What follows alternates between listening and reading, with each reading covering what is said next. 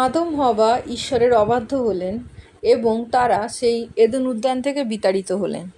তারা পৃথিবীতে এসে বাস করতে শুরু করলেন এবং তাদের 2 সন্তান হয়, কয়িন এবং হেবল। পিতা ঈশ্বর তাদের কিন্তু ত্যাগ করেননি। তাদের হয়তো নিজের কাছ থেকে দূরে করেছেন, কিন্তু তাদের রক্ষা, তাদের প্রতিপালনের দায়িত্ব পিতা ঈশ্বরই নিয়েছেন এবং পৃথিবীর প্রত্যেকটা মানুষের দায়িত্বও কিন্তু তিনিই নেন।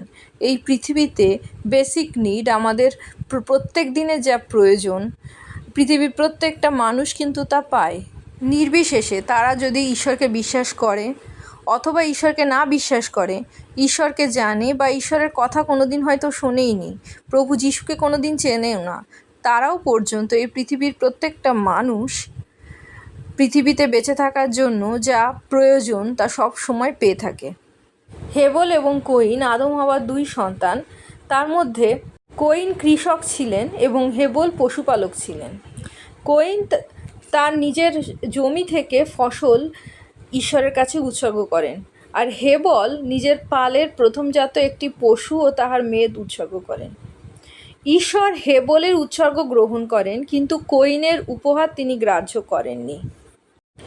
এই বাক্যটি আমরা যখন পড়ব তখন মনে হবে হেবল এবং কয়িন দুজনেই নিজেদের পরিশ্রমের ফসল পিতা ঈশ্বরের কাছে নিয়ে এসেছিল। তাহলে পিতা ঈশ্বর কেন কয়িনের উপহার গ্রহণ করলেন না এবং হেবলের উপহার গ্রাহ্য হলো? হেবল প্রথমজাত, অর্থাৎ যে পশুগুলোকে নিয়ে সে চাষবাস করছিল বা পশুগুলোকে চড়াচ্ছিল, তাদের প্রথমজাতকে সে ঈশ্বরের কাছে নিয়ে আসেন বা উৎসর্গ করেন। কিন্তু কয়িন ভূমির যে ফল উৎপন্ন হয়েছে সেই সেই ফলগুলি নিয়ে আসে। এবার আমরা তার আগের অধ্যায়ে যাই, আদিপুস্তক 3 অধ্যায়, যেখানে আদম এবং হওয়া পিতা ঈশ্বরের অবাধ্য হয়েছিলেন এবং পিতা ঈশ্বর তাদের বিতাড়িত করেছিলেন, কিন্তু তার সাথে সাথে ভূমিকে, যেখানে সেই ফল উৎপন্ন হয়েছিল, সেই ফল যা ভোজন করেছিলেন, পিতা ঈশ্বরকে নির্বাচন না করে শয়তানের কল্পনাকে নির্বাচন করেছিলেন, সেই ভূমিকে পর্যন্ত পিতা ঈশ্বর অভিশপ্ত করেছিলেন।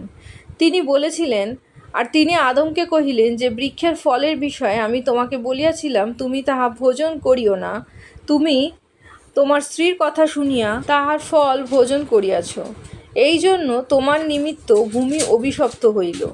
তুমি যাবজ্জীবন ক্লেশে উহা ভোগ করিবে, আর উহাতে তোমার জন্য কণ্টক ও শিয়াল কাটা জন্মিবে, এবং তুমি ক্ষেত্রের ঔষধি ভোজন করিবে। তুমি ঘর্মাক্ত মুখে আহার করিবে, যে পর্যন্ত তুমি মৃত্তিকায় প্রতিগমন না করিবে। অর্থাৎ আমরা দেখছি যে মানুষকে পরিশ্রম করতে হচ্ছে সেই অভিশপ্ত মাটি থেকে নিজেদের খাবার জোগাড় করতে, কারণ পিতা ঈশ্বর সেই মতোই অভিশাপ সেই মাটিকে দিয়েছিল। অন্যদিকে আমরা দেখি ঈশ্বরকে যখন তারা নির্ধারণ করলো না, তারা অবাধ্য হলো ঈশ্বরে, তাদের জীবনে নগ্নতা তারা দেখতে পেল, আর সেই নগ্নতা তারা ঢাকতে চেষ্টা করলো ডুমুর গাছের পাতা সেলাই করে, নিজেদের হাতের কাজের মাধ্যমে বা নিজেদের কাজের মাধ্যমে। কিন্তু পিতা ঈশ্বর তাদের সেই নগ্নতা ঢাকার জন্য, তাদের সেই পাপ আচ্ছাদনের জন্য প্রথম রক্তপাত করেন। তিনি কোনো পশুকে বলি দেন, হয়তো কোনো মেষশাবককে বলি দেন, এবং তার চর্মর বস্ত্র প্রস্তুত করে তাদের তিনি পরিয়ে দেন, যেন তাদের পাপ, তাদের নগ্নতা আচ্ছাদিত হয়, ঢাকা পড়ে যায়। এই যে ঘটনাগুলো ঘটেছিল আদম এবং হবার জীবনে, নিশ্চয়ই কয়িন এবং হেবল এই সব ঘটনা সম্পর্কে অবগত ছিল।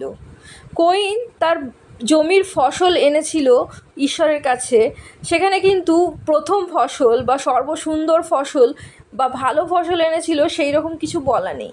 কিন্তু হেবল তার পশুপালের মধ্যে থেকে যে পশুটি এনেছিল সেটি প্রথম জাত ছিল।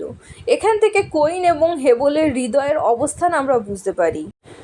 কয়িন সেই অভিশপ্ত ভূমির ওপর নিজের হাতের পরিশ্রম করে যে ফসল উৎপন্ন হয়েছিল তা ঈশ্বরের কাছে এনেছিলেন, অর্থাৎ ঈশ্বরকে খুশি করার জন্য নিজের পরিশ্রমের ওপর, নিজের কাজের ওপর তিনি ভরসা করেছিলেন। অন্যদিকে হেবল ঈশ্বর যা করেছিলেন, ঈশ্বর তাদের পিতামাতার পাপ আচ্ছাদন করার জন্য পশুর বলি দিয়েছিলেন এবং তার চামড়া দিয়ে তাদের সে আচ্ছাদন বা বস্ত্র তৈরি করে দিয়েছিলেন। হেবল সেই মতোই একটি পশুর বলি দিয়ে তার মেদ ঈশ্বরের কাছে উৎসর্গ করেন। হেবল আন্তরিকভাবে ঈশ্বরকে খুশি করতে চেয়েছিলেন। অন্যদিকে কইনের চিন্তা, কইনের মনের অবস্থা আমরা দেখি অনেকটা দায়সারা গোছের, এবং তিনি তার নিজের কাজের মাধ্যমে ঈশ্বরকে খুশি করতে চেয়েছিলেন, যা কখনোই সম্ভব নয়।